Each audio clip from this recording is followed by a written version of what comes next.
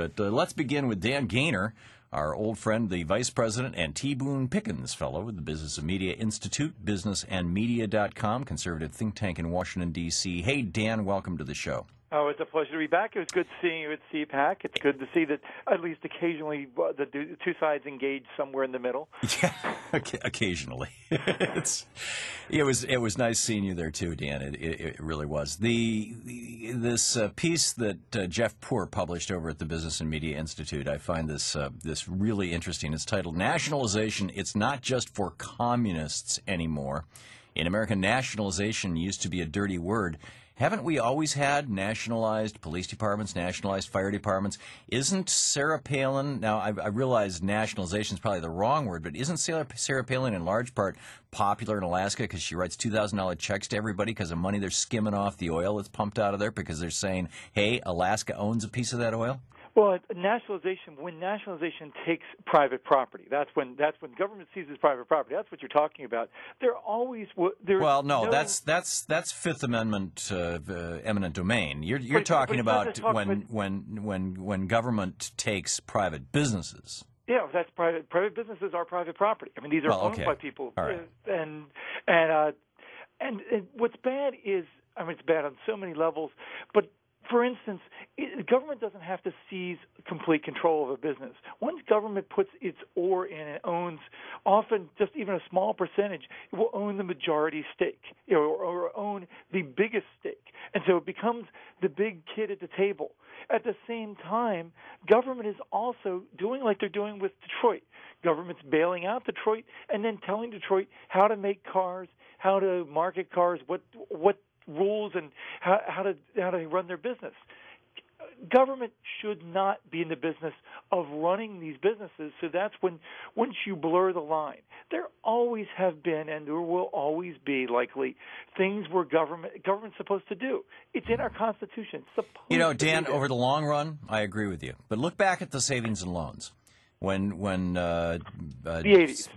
In the 80s, when Mr. Seidman Bill Seidman was put in charge of the S&Ls, and the government basically took over, what was it, 600 plus of them? I don't remember the exact number, but it was a bunch of them. And it was represented $380 some odd billion worth of assets.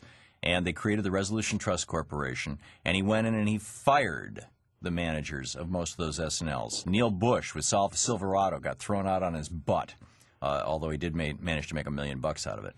And these guys just got thrown. He said, this management has screwed these things up. They brought in bank regulators, people who worked for the government, and said, you know how to run a bank. You may not know how to run a bank, but you know enough about how a bank works that you can work with the middle and lower management that we're keeping in place and put these banks back together. They did. They got them back to profitability, and then they sold their stock back into the public market and re-privatized them. But it's the same thing that Sweden did 15 years ago with their banks. What's wrong with that? Well, it's interesting you bring up that. It's a very interesting example because one of the key points about the 80s S&L, and I know this, I grew up in Baltimore. Baltimore was particularly hard hit. One of the worst S&Ls in the country was in Baltimore, Liberty Savings and Loan. Nationwide scandal, how poorly run and they corruptly run because some of the people went to jail. But they started into the S&L intervention with the express intent and actually written out that they would get in and get out. The problem we're in right now is government is jumping in with both feet in so many different places. They're leaving a lot of footprints. They're leaving a big trail. They don't have any path to get out. Yeah. And so then the fear, and I mean, Chris Dodd, a smart guy who's going out saying idiotic things, he helped cause the market to drop by a couple hundred points because he talked about nationalizing the banks.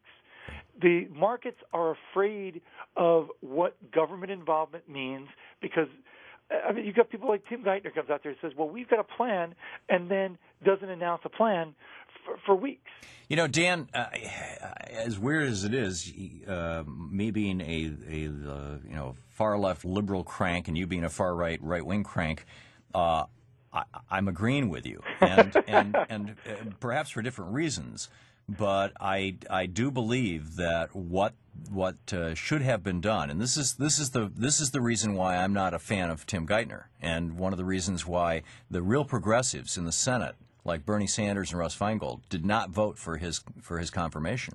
And, I wasn't railing against him because I figured, okay, he works for Barack Obama now. He's got a new boss. Hopefully he will do what Obama wants rather than, what Bush wanted when he worked for Bush.